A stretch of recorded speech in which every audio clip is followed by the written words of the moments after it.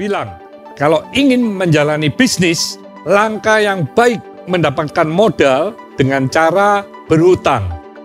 Ditambah lagi dengan semakin berkembangnya aplikasi pinjaman online yang cepat cair dan mudah, membuat para calon pebisnis beberapa tahun belakangan ini jadi lebih mudah mendapatkan pinjaman untuk modal usahanya.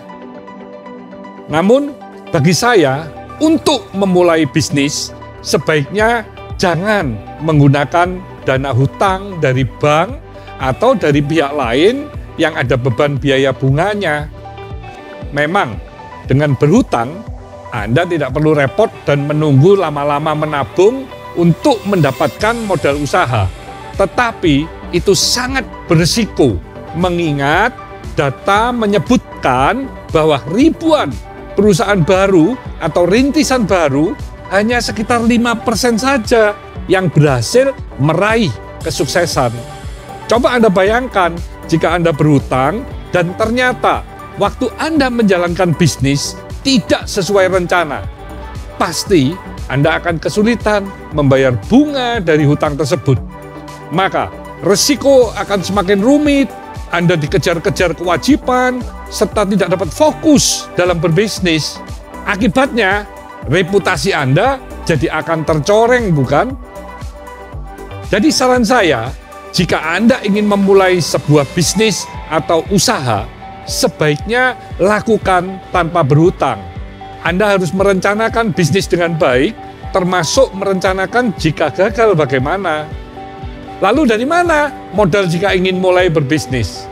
Ya, bisa dimulai dari modal yang ada, ya.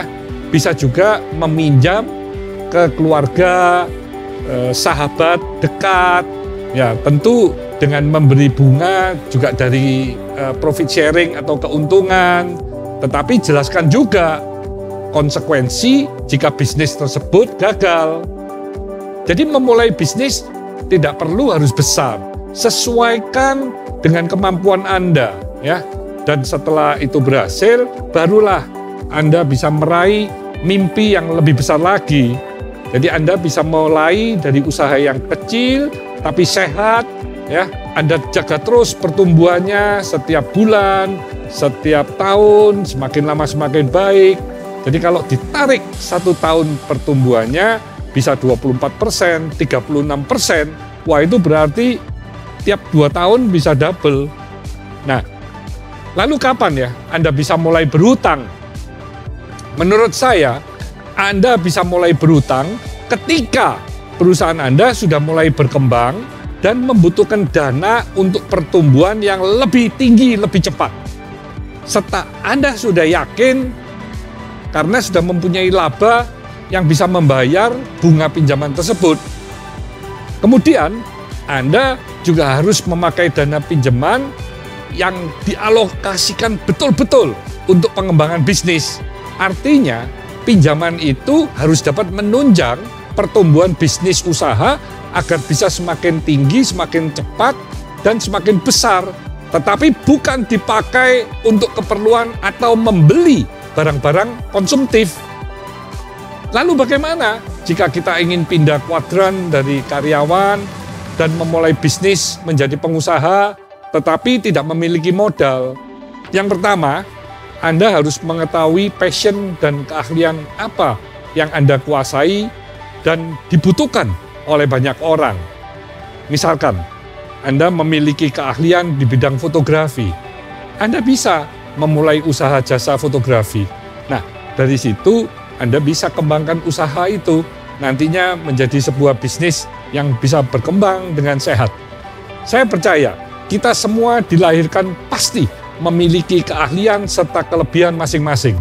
Nah, kita perlu mengeluarkan semua potensi yang ada di dalam diri kita, karena saya banyak sekali melihat orang yang hanya menggunakan potensinya sekitar 10-15% saja, tidak dikeluarkan 100% atau bahkan melebihi kapasitasnya, karena maunya hidup yang enak, di comfort zone, tidak mau belajar, tidak mau kerja keras, sehingga tidak bisa mengeluarkan potensi diri Anda. Nah, Kenapa kita harus mengeluarkan semua potensi yang ada di dalam diri Anda? Dengan Anda mengeluarkan semua potensi tersebut, maka Anda bisa melakukan serta menjalankan usaha apapun itu meski dari kecil. Akhirnya bisa bergulir semakin besar. Hingga membawa usaha yang tadinya kecil itu menjadi perusahaan yang kuat dan sehat.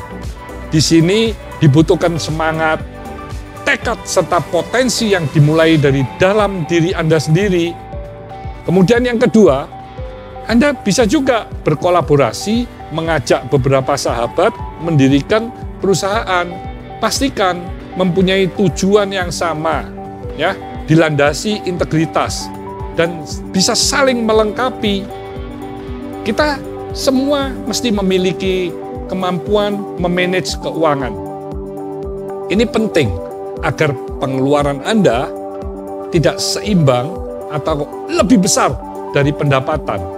Berapapun pendapatan Anda, sebaiknya Anda investasikan 10-50% di awal. Jangan terbalik, karena banyak orang yang menabung dari uang sisa-sisa yang ada di akhir bulan. Jangan. Kalau bisa di awal bulan, Anda sudah bisa memanage keuangan Anda. Berapa persen untuk ditabung, diinvestasikan, berapa persen untuk belajar dari seminar atau buku, berapa persen untuk konsumsi, berapa persen untuk dana darurat, dan berapa persen lagi untuk berbagi. Nah, Anda bisa menggunakan dana tabungan yang terkumpul untuk modal memulai usaha lain yang sesuai dengan passion Anda. Atau bisa Anda investasikan sesuai bidang yang Anda ketahui agar memiliki nilai tambah. Misalkan, berinvestasi di saham yang sektor bidang usahanya Anda mengerti, mengetahui tim manajemennya berintegritas, bisnisnya bertumbuh double digit secara konsisten. Jadi jangan pilih saham-saham gorengan atau investasi yang menggiurkan, yang ujung-ujungnya berisiko kehilangan seluruh modal Anda.